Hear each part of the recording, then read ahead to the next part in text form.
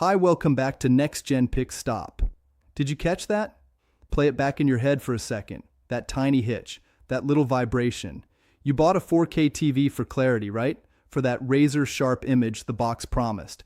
But then you get it home, start a movie, and the second the camera pans sideways, the entire scene turns into a jittery mess. Or you're watching the game, and the ball just vanishes into a blurry ghost trail across the screen LL. It's not your eyes, and it's not the stream. It's what the industry calls judder, or sometimes just bad processing. And honestly, about 99% of the TVs on the shelf right now, I'm talking the expensive ones, the ones with the gold stickers, they fail this test completely. They handle static photos beautifully, but the second anything moves, they fall apart. I'm NextGen Picks. We don't do the wow factor here. We do the stress tests, the stuff that actually makes you return a TV 3 days later. Today I'm going to show you exactly why your screen is stuttering, how to spot the fake 120 Hz panels, and if you're lucky, how to fix it in the settings before you box it back up. If you want the truth about what you're actually buying without the marketing fluff, do me a favor, hit that subscribe NextGen Picks. It helps us keep these reviews honest and adree. Now, let's look at the motion.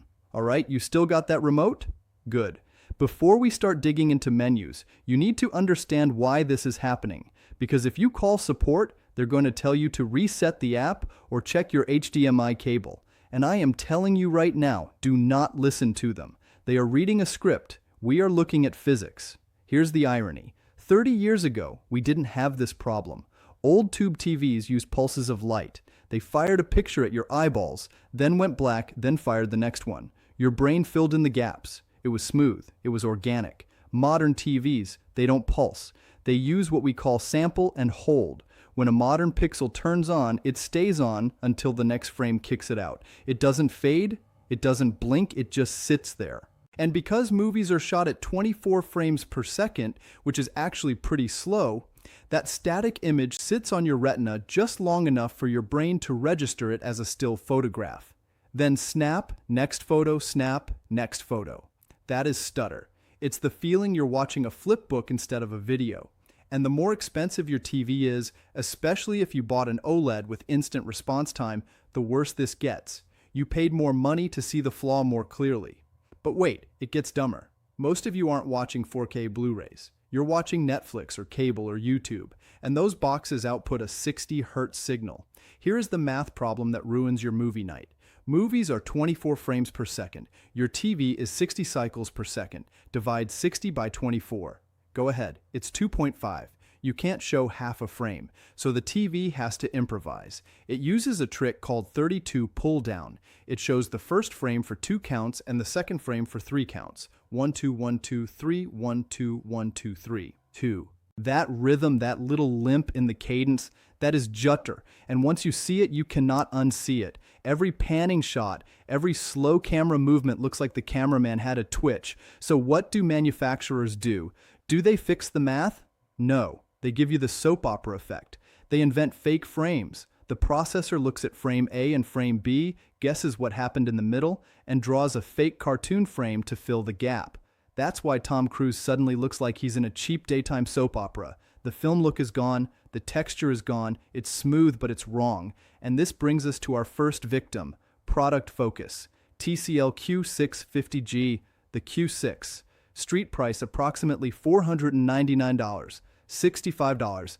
In the lie, motion rate 120, game accelerator 120. I actually like TCL. They shook up the market. But the Q6 is a heartbreaker. If you walk into a store, the Q6 looks amazing. It has quantum dots, it's bright, the colors pop, the demo reel of the slow-moving flower blooming, gorgeous. But here's the secret they bury in the fine print. This is a 60 Hz panel. Remember our math problem? 60 divided by 24.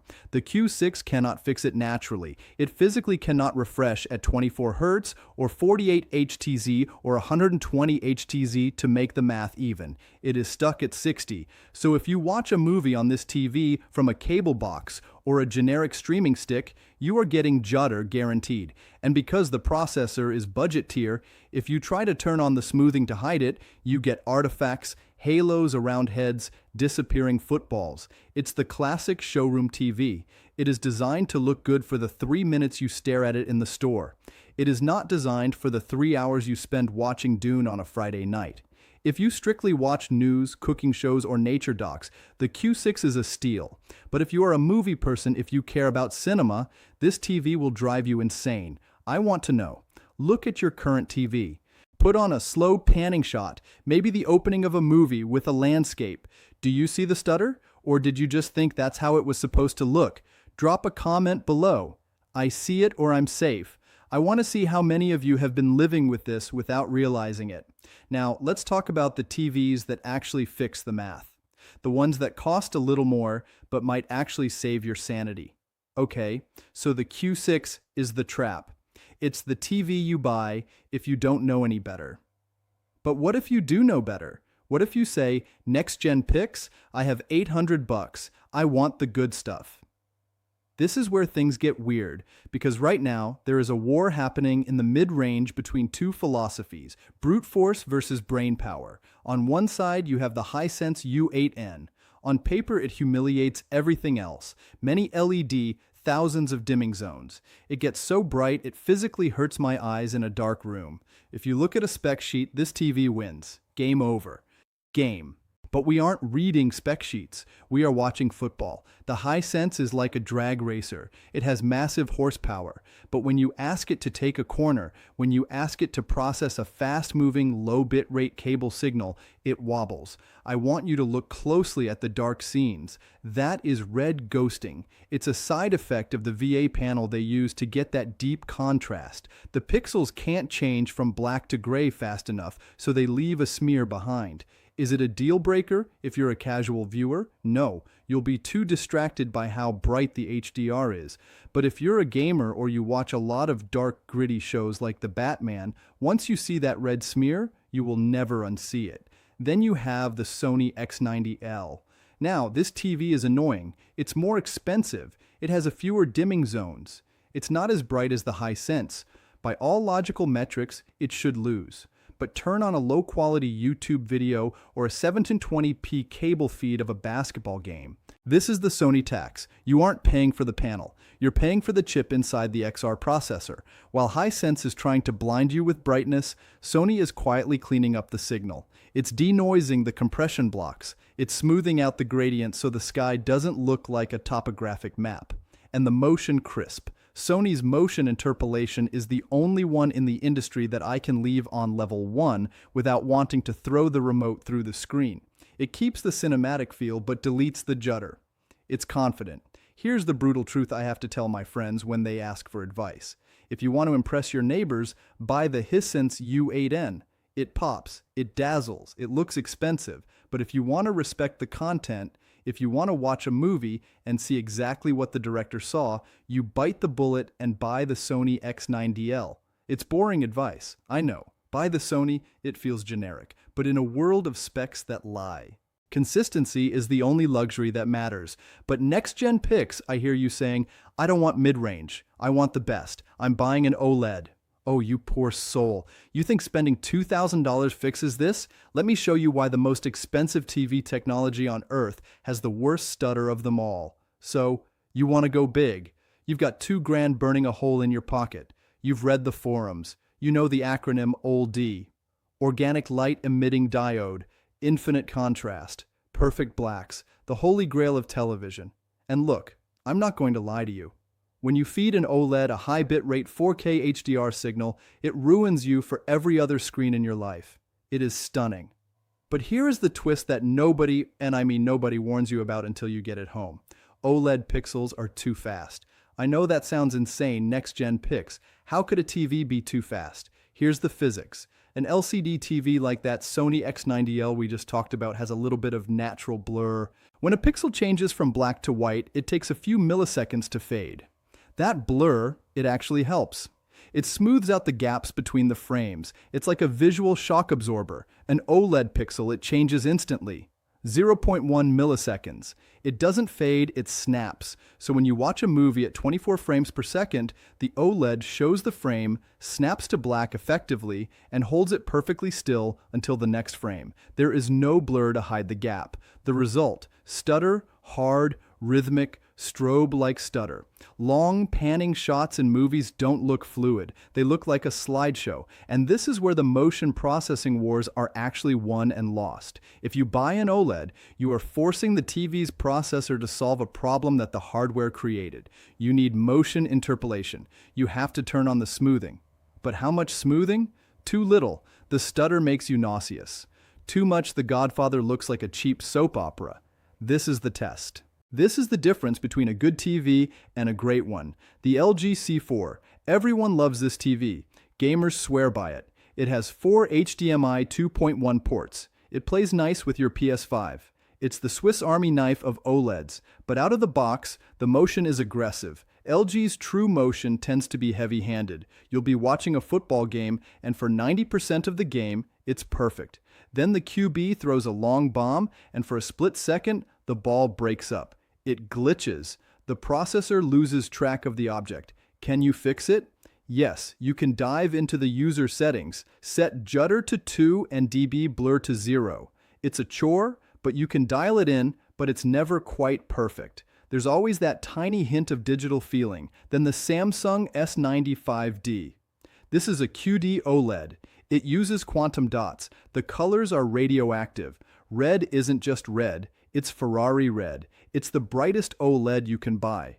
If you put this in a bright living room, it destroys the competition. But Samsung is stubborn. They don't support Dolby Vision. They force you to use their HDR format, and their motion processing, it's tuned for pop, not accuracy. In my testing, the S95D struggles the most with low bitrate content.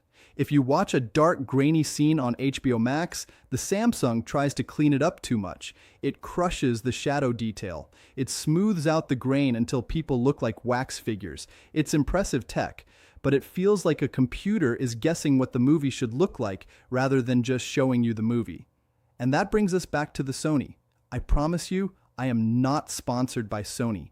I hate their remote. I hate that they only give you 2 HDMI 2.1 ports when LG gives you 4. It drives me crazy. But then I turn it on. Sony's motion flow is black magic. I don't know how they do it. They manage to smooth out the OLED stutter without making it look like a soap opera.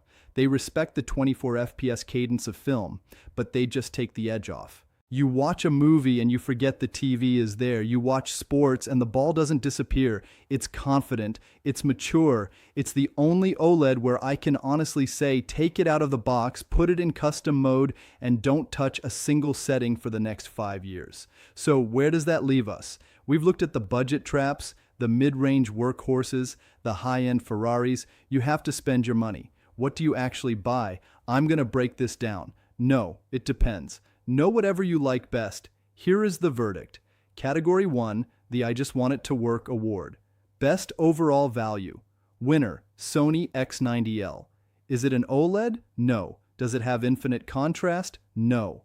But for 95% of people who watch cable news, stream Netflix, watch football on Sundays, and maybe play some casual games, this is the correct answer. The processor is better than the panel. It takes garbage signals and makes them look expensive. It handles motion better than TVs twice its price. It doesn't have burn-in risk. It gets bright enough to fight glare. If you buy this TV, you will never think about it again. It just works. Category 2, the Cinema Purist Award. Best High-End. Winner, Sony A80L or A95L if you're rich. If you watch movies in a dark room, if you care about director's intent, if the phrase motion interpolation artifacts means anything to you, this is the one. It creates the most natural, organic image on the market. It doesn't try to dazzle you. It tries to be invisible. Yes, the LG C4 is better for gaming. If you play Call of Duty 6 hours a day, buy the LG. But for actual watching, the Sony processing wins every time. Category 3, the do not buy list. Loser, any 60 Hz panel over 55 in. I don't care if it's a Samsung, an LG, or a TCL. If the box says motion rate 120 but the panel is actually 60 Hz, walk away. At 55 in, you might not notice the judder. At 65, 75, or 85 in, it is unwatchable. You are blowing up a flaw to the size of a wall. Do not buy a TCL 6000. Do not buy a Samsung CU7000 or DU8000. Do not buy an LG UQ series. Save your money. Wait another month. Buy the tier up. I promise you the difference isn't subtle. It's the difference between enjoying a movie and getting a headache. Here's the truth bomb I promised you. We are entering a weird era of tech. The panels, the actual glass, have plateaued. They aren't getting that much better year over year. The difference now is the brain. In 2026, you aren't buying a screen. You are buying a computer that happens to have a display attached to it. And just like you wouldn't buy a laptop with a slow processor just because it had a shiny case, you shouldn't buy a TV just because it's bright. A dumb TV makes good content look okay. A smart TV makes bad content look good. And since most of what we watch, YouTube, cable, old streams, is technically bad quality, you need a smart TV. Don't get distracted by the nits. Don't get distracted by the demo loops in the store. Look for the motion. Look for the stutter. Trust your eyes. If it looks wrong in the store, it's going to look wrong in your living room. I've dropped links below to the specific models that passed the 30-second test. These are the ones I've vetted, the ones that don't lie about their refresh rates. If you use those links, it supports the channel and keeps me from having to do sponsored segments for Raid, Shadow Legends. Check your current TV, run the test, and if you're seeing that stutter, well, now you know why. I'm NextGen Picks. Don't settle for bad motion. I'll see you in the next